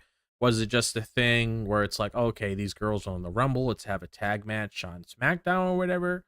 Because at the end of the day, I mean, it didn't really do much to me. But the only thing I'm curious is like beyond like the whole Liv and Bianca thing, like where does this take off to? Does it go further than that? Because Mhm. yes, it more than likely would probably lead to like a match for like the tag team titles, but could this potentially be Liv's next program? Because you gotta Maybe. think, I mean, since yeah. they took Damian Priest off of SmackDown to separate him from Finn, is this gonna potentially be a thing where maybe Liv and Raquel go away? Because we know eventually Dominic is going to be splitting from her and he's going to end up doing his own thing, because that's the story that we're seeing on SmackDown. Is this going to potentially be something to like use something to Liv in the meantime? Because we do know that those original plans that we talked about on last night's show, when it came to the Wyatt Six and everything, they were going to factor Alexa Bliss in there. That was the whole report that came out. And I do know that there was a rumor that came around about the Judgment Day going up against the Wyatt Six, but since Alexa isn't involved with the Wyatt Six, those plans are going to be on hold. So is this like a what is one of those things they call like an audible for like something else for Liv to do in the meantime or whatever? Like I think it's probably just the tag team match, but I'm really curious to see like what happens beyond that. Like that's what I'm curious about, because I'm just wondering like what's Liv's whole direction for WrestleMania, because we already know what the other girls are being focused on. I'm not saying Liv and Bianca is going to be at Mania, but yeah, I mean, I would assume probably something with the tag titles, but whoever they face off against, I mean, that's up in the air with it. So I don't know. We'll have to see where it kind of goes from there. But I mean, I'm good to move on. Yeah. I think heel walk-ins and heel drop of Yeah, the only other thing I really want to say, and this is just tidbits to wrap up the segment. Charlotte did get a new render and it looks really cool. So if you guys get a chance, check Oh, that okay. out. It's on the official WWE account. And after thinking about it, I'm also thinking maybe the whole Charlotte thing being announced for the Rumble could be a business move to get viewers. I'm starting to lean towards that Probably. now too, because they want to get a lot of Yeah. attraction on the show.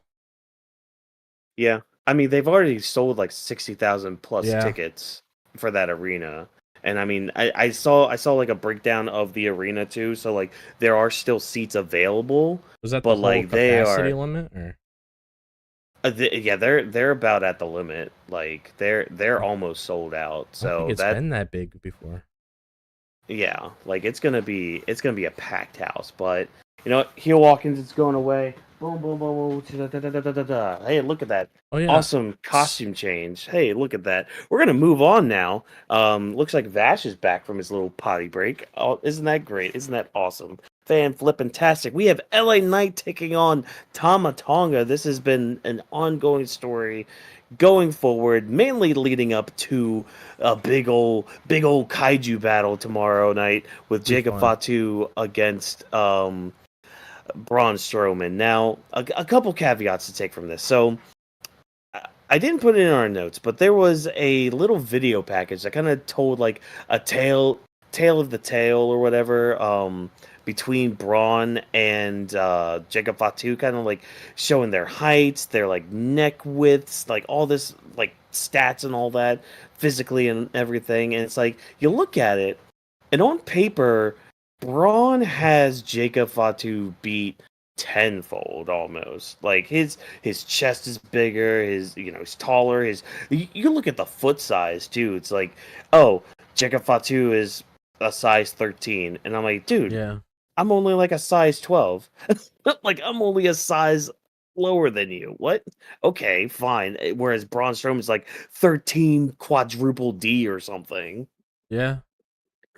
Okay, great, Yeah. awesome. So I'm wondering, like, why don't we just use freaking RPG logic here? Use RPG stats. Like, okay, Braun has this much HP, and like Jacob Fatu's defensive stats are through the roof. Like, can't we use those kind of stats? Like, that'd be Yeah. neat to kind of show, I like, like okay, I really yeah, like I'm very excited for this match between me too. Jacob Fatu and Braun Strowman tomorrow. I feel like it might steal the show. Like there's like two steal the shows Okay. there. It's either that match or the Sheamus and Ron Breaker match, I would say, that could potentially steal the show. Maybe if Gunther brings something out of Jay, which is the story that's being told, maybe that's an option too.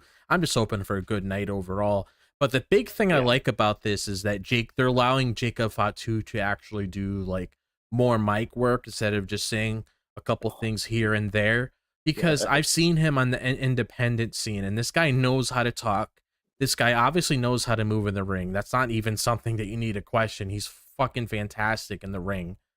So, but I'm happy they're allowing him to do a lot of this promo work because I honestly feel like this is going to be his breakout year for WWE yeah. because we have this whole thing that I saw today where he's being known as the tribal wolf, and I don't think that's going to be one of those things where he's going to be a leader or anything. I just feel like Jacob Fatu is going to be his own person because I saw a report saying Mhm.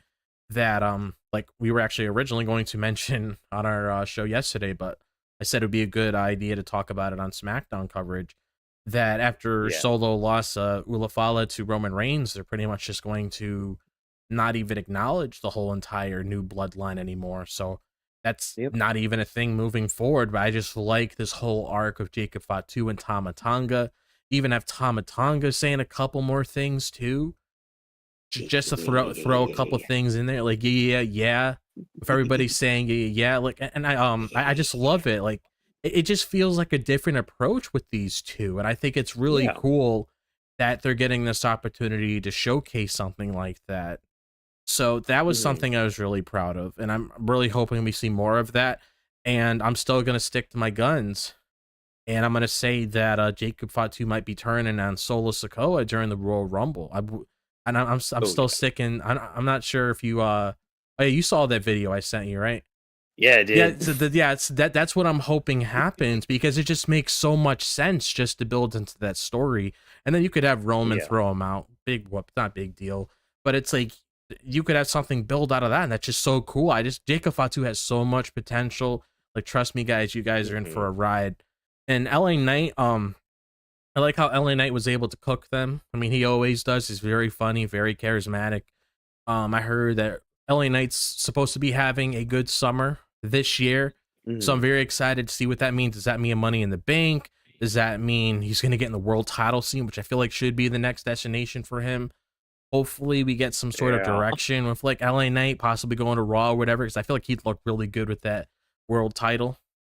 But the match was great. I mean, they really did have good chemistry with each other. Like, I really did enjoy this match between LA Knight and Tama Tonga, and it was nice to see LA Knight get a win, because that was a thing that we talked about on the show, where we were wondering exactly where LA Knight's going, which that still is the question. Like, what is LA Knight doing next? Commentary kept saying, he's still like trying to get the US title back, which please, because where's Nakamura? Yeah. Oh, he's having a freaking vignette being like, I'm in the Royal Rumble. It's like, yeah, cool, neat, okay. I mean, awesome. it pretty much tells us Braun's in the Rumble.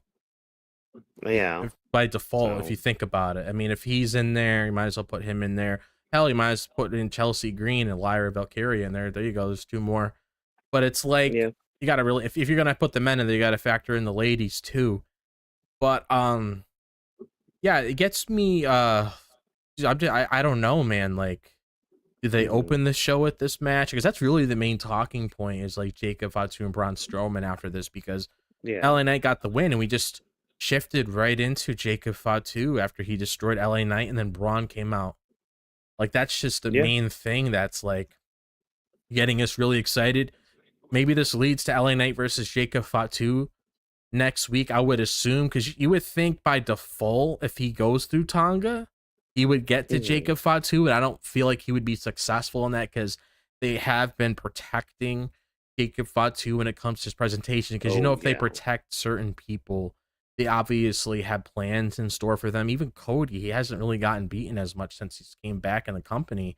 He's only gotten beaten by Brock, Drew McIntyre, Solo Sikoa in a tag match, and then Roman Reigns. But obviously, when they have these guys being protected, they got a lot of stock in them. And Jacob Fatu, I mean, what more can I say? Well, tonight's a perfect example of them protecting Jacob, because like him and Braun, like they had their little stare off, and the most they did physically was Jacob went for like that running splash thing. Yeah. Braun moved out of the way, and then Braun just like clotheslined him out of the ring. Like there wasn't too much, so they're still saving it for tomorrow, which is good. But like you still had like Tama Tonga trying to like keep Jacob back, and like even like the second time Tama was able to do that, you see like this smile kind of crack from Jacob, being like, okay, you know what? All right, I'm gonna let you have this one, but tomorrow night, tomorrow night, it's on. It's honestly, on like Donkey Kong. Honestly, I honestly wouldn't be in the surprise. I wouldn't be surprised in the slightest if we got like a pop-up Samoan drop on Braun Strowman from Jacob Fatu. That would be bonkers. Yeah. Like, that would be. And I'm not sure if he's done. Has he done German suplexes in matches before? I don't recall. No. Oh, I mean, he is Samoan. Yeah, I mean, you would expect him to do something along the lines of that. So yeah, I'm expecting that to be like a lot of chaotic stuff going on in that match, and I do expect Jacob to go over. I want like a gauntlet or like a barrage of headbutts from Jacob Fatu onto Braun Strowman, like just pounding, like just like that's really just, like pounding Braun Strowman, and that's the perfect person to pin him up against if you really want these people to take him if you want these fans to really take him as a threat. Yeah, like. There's a reason he's the mascot of this podcast. I believe for those that haven't noticed, our mascot for Mondays now is Penta. For those that haven't noticed, the tweets on Mondays, and then for Fridays is for Happy Jacob to Fatu. hear. Actually, I thought about it What? like this. Maybe we should have like Yeah. 2 mascots for like each show when it comes to male and female. So would Monday be Penta and Io. Io? Yeah, Penta and Io, and then Yeah. Friday's Jacob. Who's the female for Friday? I'm okay with Tiffany right now. Probably Tiffany. Yeah, that Right, makes probably sense. Tiffany. If we're Yeah. being I'm okay with honest. Tiffany. Yeah. Like, Sparkles, let's go with that. Mm. But let me give him a quick thoughts before we move on to the next segment about A9 Tama Tonga. Time. Like I said it in the Stampede, are you a team yeah? Are you a team to me, it's just hilarious that how he's being more on top of the actual pronunciation of the word, and he's being more upfront, like yeah. So he adds that little N at that, because before he didn't used to do that. So I kind of noticed that tonight. So that's why I put it that quotation to the fans, like, which one are you enjoying that? Because we also have a few others. We're gonna get Logan Paul this coming Monday, so we're gonna get other type of one-liners coming up, because he also has some one-liners that Logan Paul says. Guess what Logan Paul's probably going to say, ladies and gentlemen? Oh yeah. I'll give you one chance to answer the question. Let me know, chat. What do you think Logan Paul's going to say on Monday Night Raw? Just shot out of the dark. What do you think? It's Royal Rumble season. What do you think? I declare myself to be in the Royal Rumble is most likely what I was gonna say. God. But the match was really good. The promo work from LA Knight, and I agree with what the team said, that the promo work from Jacob Fatu was fantastic. This man knows how to talk about, you are Godzilla, I'm King Kong. No, you know what? You're not Godzilla. I am both. I'm King Kong and Godzilla. I am both of them. I'm like, I love how he just contradicted himself like 10 seconds later. It just felt like he's like, you know what? I changed my mind. You're not that person. I'm that person. I want that. It's kind of like it's like you're giving candy to a baby, but then you take it back, be like, you know what? I changed my mind. I actually want that candy. So that's what I found hilarious about that promo. The way he spoke, the passion, the aggression. It felt very good. And like myself as a host and as somebody who speaks on the mic, I really took notes on the way he spoke in the promo and how he delivered. So I really analyzed that promos very well. And the fight, the in-ring, LA Knight is always good to see. He reminds me of very old school. I don't know how you guys feel about this. I would love to see a match between LA Knight versus Joe Hendry. I mean, it's definitely possible because we do have that sometime down the line. partnership. Yeah. Yeah, so But, I know that's a possibility. Maybe at Royal Rumble they face each other. That'd be something pretty cool talking about if like a that showdown? happens. Like a stare down. Yeah, like a stare down. You know, that'd be pretty cool because their fighting style reminds me of one another in a very similar old school's way. So I would love to see how those two clash. Yeah. But other than that, this match was good, entertaining. I'm glad to see the bloodline, differentiate of each other. We did speak about that earlier from Drop, the tribal wolf. To me, it makes sense because I don't want to see like an alpha wolf or the omega or any of the beta wolf's names. So like tribal wolf is, keep into the Samoans, but also keep into his name as the wolf that he has used in the indies and what he's known for. So I love that little nice combination. I'm sure it was kind of simple to think of, the tribal wolf. To me, it works very well.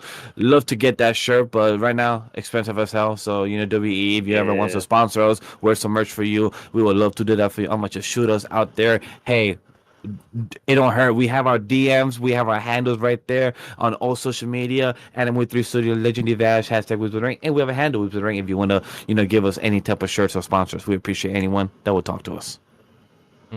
Perhaps, maybe. I don't know. We'll come to that. That'd be cool. That'd be neat. But yeah. So let's kind of move on ahead to our next little match. We had Carmelo Hayes taking on Damian Priest. Now, I think it was Drop. You had mentioned this earlier that Damian Priest is now going to be on SmackDown because of this whole like transfer window thing that we have. So that's kind of cool. We're finally separating him from like Finn and the rest of Judgment Day. Good. Let's put that story to rest and all that stuff. Now we got this set up because Carmelo Hayes goes into Nick Aldis's office. He's just like, "Hey, dude, I was supposed to be facing Jimmy Uso this week, and now you're making him face Kevin Owens? Like, well, are you pulling me from the show? You can't pull me. I'm him. How could you pull him off the show? Well, don't worry." Everything's fine. You can get Jimmy next week, but maybe you can have the new person that's coming to SmackDown. And I like how Carmelo acknowledges that the last time this happened, he ended up having to face Braun Strowman. So thank you, WWE. I will applaud you, just as Drop did, for, having our superstars actually remember shit. Yeah, Remember continuity. things that happened. Continuity at its finest. So Carmelo's just gonna wait until whoever this is to come to Nick Aldis' office, and it's Damian Priest, who's now on SmackDown. That's cool. That's great. The match was pretty good, because like that's Carmelo's thing. He has these great matches and all that. It's just he just doesn't pull out the win a lot of the time. And Yeah. I do at least want to point out they do have good chemistry, but I think that's just par for the course when it comes to Carmelo Hayes. I think he's just somebody to really make people look good, but he needs to just start putting up some wins and all that. Yeah, I definitely agree. Mm. Yeah, I definitely agree with that too. I mean, it's like I spoke about earlier. I'm just really curious to see what the next destination is for Jimmy.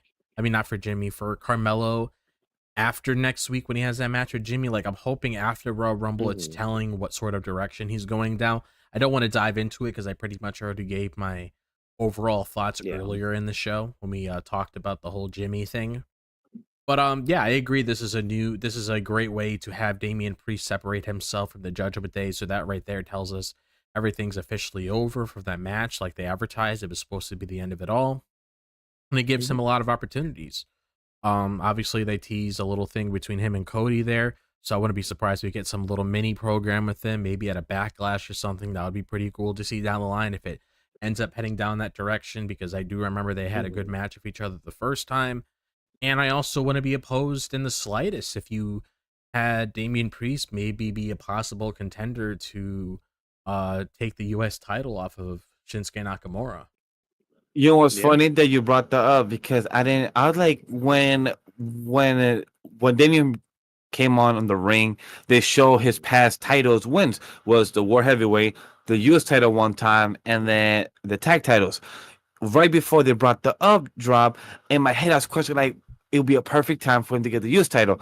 But then once they showed out, okay, he has won it before. I'm like, maybe in his new run as the US title, before he wasn't as big as a big pop. He's not big as Damian Priest now from the Judgment Day before. It's probably been 2-3 years. Maybe having the US title would be a different run now. So Yeah. I do agree with that Yeah. possibility drop, because I would love to see that as well. Yeah. Yeah, like just a bigger run with the title. I mean, he did eye Cody a little bit, so I mean, there's another contender for Cody, which good. Give him some fresh meat to work with. It But would be great. to give a quick thoughts about Carmelo, because I know Drops did mention earlier, and I want to say, Carmelo, I'm not as, not the word impatient, I'm not as Mm. bother right now with where the direction with Carmelo Hayes is. I'm more of what Walker's brought up earlier, that where's the long game going.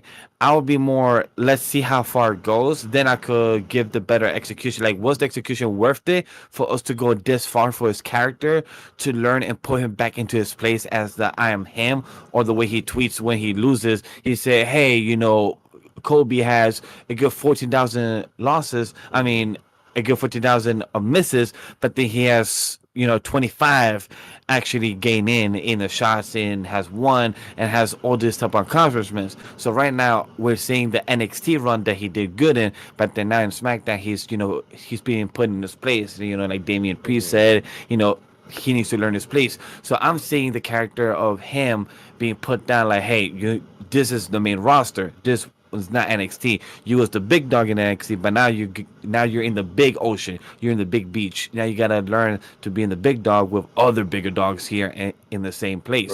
So exactly, Roof. So we see this type, and then the characters of him as Carmelo Hayes is where I'm like, okay, how far we get into his character, because we're seeing him being put to his place of him losing, of him, trying to fight the bigger guys, but how far would that go and how far would that reach him? Because if it doesn't land nowhere, then it'll be like, okay, we've been wasting his talent for this long game, but it never reached nowhere. So that's why I'm trying to see where it's gonna go. Because if it doesn't reach nowhere, then hell yeah, this was not worth it for Carmelo, because he deserved better. because I like that he's in SmackDown, but I don't want him to be on the losing streak. I want him to get back in the win streak, or go back for the U.S. title, or get some Yeah. type of recognition as he deserves as well. Mhm. It's basically like if you were a level 20 Pikachu and you're like, I'm gonna get a bunch of experience. Let me fight this level 50 Charizard. It's like, you're not gonna win that, buddy. I'm sorry. No. Like you might have a good type advantage there for a bit, but no, sorry, you're not gonna get any experience because you're gonna lose every time. But really quickly with our quickfire segments to kind of finish off our talks, I already mentioned Nakamura declaring for the Royal Rumble. Cool, neat, awesome, fantastic. But we had some more changes to go with our little window of transitions going, Awesome. which I like how they did this. So the Miz comes up to Nick Aldis. He's just like, "Yeah, I can't wait to have a special Miz TV." And Nick Aldis is like, "Oh, no, it's not good. It's not that. Like you're on SmackDown." And I like how like this is part of that little story. Like I guess this is like the end story for Karrion Cross and the Final Testament against the Wyatts. Because it's like, okay, well, because I think Karrion Cross even had a tweet about this too, like, isn't that crazy that it's only you that went to SmackDown with the Wyatts? That is bizarre. I wonder how that is. Oh well. So yeah, Miz is now on SmackDown. He has to deal with the Wyatt Six, and he kind of spends the night a couple times trying to find different people to help him team up and all that. He goes to Andrade at one point, and Andrade's just like, that's neat, buddy. I'll try to find somebody for you, but it's not me, so I'll try to help you and find somebody." But I think the best thing The best one, I agree, is 100%. The best interaction I've seen them do in weeks. he goes up to A Town Down Under. And he's just like, "Yeah, guys, you guys want to team up with me? You can be in the Marine 7, which are they even still making Marine movies? I don't think Yeah, so. I don't remember the think so last movie either. they had." It's not only just that, because like A Town Down Under are so hyped for that. Like Grayson Waller's just like, "Oh yeah, man, yeah, mate, I can't wait to be in the Marine 7." And it's like, oh, then Austin Theory's like, "Yeah, I can't wait to, get all this money and all this stuff." They just have Nick Aldis come by. It's just like, Pack "Oh, your bags. You're heading to pack Raw. your bags, boys." And they're so happy about it. They're just like, "Oh, we're going to Raw. Hell yeah. Sorry about your bad luck, Miz, but I can't wait to be in the movie with you." I'm sorry, I got a little chuckle from this. Like Oh, same, it it same. It was was pure funny. comedy. I had a good time with it. Mhm. Marcus, I'm in the same boat with you. I had a good time because the Miz. I had watched his movie of the Marine, John Cena and Randy Orton. I believe they all have a version Right. of the Marine. I believe. Oh. I've seen up to the Marine 4. I believe. I think it was Mr. Kennedy that was in the Marine. Or it was one of them. It was either Kennedy or maybe DiBiase Jr. I believe it was DiBiase Jr. as well because Was I know it? it I was. don't I know know. it was the Don't Miz, remember. John Cena, Randy Orton, those three, but I forgot who else. Filling the places I of don't the other think ones. Orton was in a movie.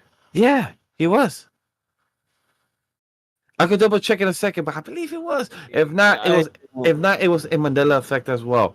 But yeah. I did enjoy the segment. Like Walker's brought up, is the comedy humor, it turned under them being high for the Marine 7, and it's just cute to see them be excited of their own version of how I call it Mhm. the bootleg version of the Bad Boys. That's what I call it in the best way as a compliment for anybody that's seen the Bootleg films. Bad Boys. Eh.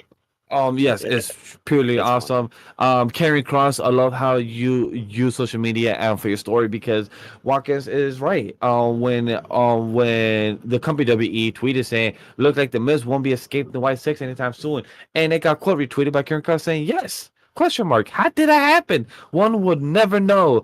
Enjoy. So it just shows that Karen Cross knows how to handle social media. He's been doing real well with it, and I love Yeah. how the company has been using him as a pinpoint with Karen Cross storylines and everything. So it shows the balance. I'm curious to see though, how is the White Six going to be involved on SmackDown with commercial and what's their story going to be? Who are they going to be entitled with? Because I'm sure they're going to be appearing after Royal Rumble, since I don't think they're going to do something next Friday, Mhm. and I assume it's going to be after Royal Rumble because it will be a better time. Because right now everything's a bit of a Royal Rumble. So I enjoy segment. Drop. How about you? Was you asleep with this? No, I actually do recall seeing this segment where you had like the Miz being transferred to SmackDown, and then you saw that Aton Under was going to Raw, which is cool that they're actually like, um, I finally like bringing this whole entire thing up. Hopefully it's wrapped up soon, just so we know exactly like where everybody's gonna be. Like I wouldn't be in the surprise in the slightest we get something on Raw about people from SmackDown coming over, or people from SmackDown Hmm. are people from Raw moving to SmackDown, because obviously we want fresh matchups that make sense. So I'm hoping we get a good idea there. I mean, hey, for all I know, we could potentially see LA Knight get transferred to Yeah. Raw on Monday. You never really know what they could do. So I am happy that they're factoring that in there now. It was a pretty funny segment for what it was, and all I can really hope is hopefully they have a good direction exactly what is A Town Under is gonna do at Raw. That's the big thing Yeah. I'm hoping to see. Yeah, and hopefully they put on some banger matches. Hopefully we actually like have something story wise to go with and all that. But yeah, all right. Well, hey everybody, ladies and gentlemen, boys and girls, and children of all ages. That was our show. So like overall, I'm not gonna lie. I think after kind of like talking about everything, see, this is what I love about doing this kind of show, because like we're able to talk about things, we're able to kind of help each other process everything. And I think after kind of talking through everything, kind of like letting loose on some emotions that we all had, I think I've kind of come down a little bit with SmackDown tonight. Like, was it the best show? No, No. but it wasn't too bad. I think a lot of these segments, I think what's suffering the most with SmackDown right now is the 3 hours. I think like Yeah. it's kind of turned into, like we were talking before we started going live. This felt like one of those good episodes of like 2019 era WWE, which if you were around at Oh that God. time, you I might know wasn't, what we're guys. So talking I about. they mentioned that this Yeah. is one of the good shows comparing to 2019, which to me is like that must Mhm. be crazy because when it comes to like I told the guys off screen, comparing to the past 4 weeks of SmackDown, January 3rd was the best one. Second was January 17th, and the 24th was the third one, and the 10th was the fourth worst one out of this month already. The past 4 weeks of SmackDown, Yeah. so it's been hit, miss, slow. So it's not the worst thing, but also it shows where Triple H needs to. But also, I'm waiting for Royal Rumble because I know we have Charlotte and other people that are missing to come to SmackDown. Like we Yeah. had a discussion yesterday about Alexa Bliss. She Mhm. also could have joined and elevated a bit more of the SmackDown, but things happen. So SmackDown man is being hurt because of the waiting game of the Royal Rumble and things that they're cooking and preparing. So right now it's more on the waiting game, and that just sucks as a weekly aspect instead of a bingeable aspect. Yeah, I Yeah. can agree with that But too, because once the Royal Rumble gets here, we're going to be getting a lot of names coming back. I mean, we're getting Becky Lynch, we're getting Charlotte Flair, potentially Asuka, we're getting a couple NXT call ups, potentially, you never know. Roxanne Perez, Trick, probably get some one offs there where Obafemi's in the Rumble, Julia, Stephanie Vecker, just to show the future of the division once they officially come up. And mhm. that's definitely needed when it comes to really filling in those roles, because at least if you have a lot of these people coming back or a lot of these people getting called up from the main roster, at least that tells us that okay, we got these people back. We could probably have like better television when it comes to the interaction that Charlotte and Tiffany have, because I definitely feel like that might actually be like the compelling story heading into WrestleMania, because there's always a story when it revolves Charlotte Flair. Not just like, oh yeah, I'm Oh the yeah. best and that's it. It's not like the whole her and Rhea situation. Like what I'm expecting out of that, just to give a couple sense of what we're looking into. I mean, I can see Charlotte coming back as a heel, which I feel like makes sense. And then I feel Yeah. like this is going to help Tiffany really break out of her shell and show everybody out there like what Mhm. she could do beyond what she's doing now, to really build her as that proper baby face to actually prepare her to be like one of those people holding up the flag for the future of the women's division. And that's something that Yeah. Charlotte and Becky and Bailey, that she's doing with Roxanne right now, do very well. They're really trying to build the division. So that's why when people say, oh, they're selfish or anything, they're not. They're selfless because they Mhm. care about their image. And I don't know if you guys heard this before, but 2 years ago during WrestleMania, when Charlotte and Rhea was shooting to have like the main event of Mhm. that show, um, Charlotte and Charlotte purposely, I believe, I'm not sure, I'm not 100% this is in stone, but I know I think I remember hearing that Charlotte had the match go on longer of her and Rhea because she really wanted to prove something when it came to women's wrestling, which I know she's a huge advocate of, and I'm happy she did because that's Yeah. a match a lot of people It was call one a of the best classic. nights of yeah, it Yeah, was one of the best matches of that night, yeah. Agree. you You know? even saw the smile on her face when she was in there with Rhea. I mean, that just tells a whole story in itself. So, Yeah. tomorrow's going to be exciting. You guys will see us again because we are covering Saturday Yep. night's main event. It's going to be 8 to 10. So it'll feel a little bit like our older shows before this whole 3 hour thing came together. So And then we'll be back Yep. live on Monday for the sidecast, returning from me and Watkins for our Netflix on Twitch. yeah. Yep. As long as technology decides to cooperate with all of us. So, all right. Well, with that being said, everybody, we're gonna go ahead and just kind of end the show right now. So, thank you, everybody.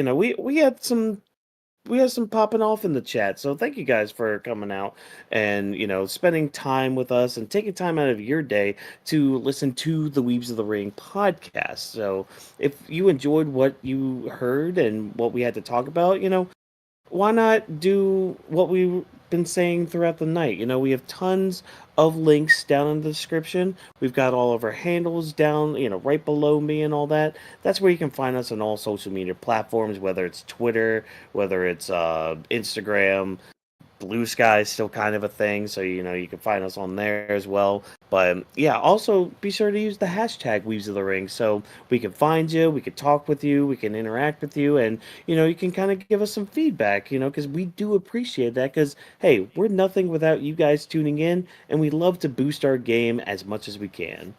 Weebs of the Ring is presented by Anima Wii Studio. Thanks, of course, to our production team for all of the hard work that they put in, especially around this time of year, because things are about to get very busy and it's going to get a lot of fun. And yeah, so stay tuned to all of our social medias. And, as always, no stunt grannies were harmed in the recording of this podcast. Have a good night, everybody. See you I'm guys. We'll over. see you a little bit later today for Saturday night's main event.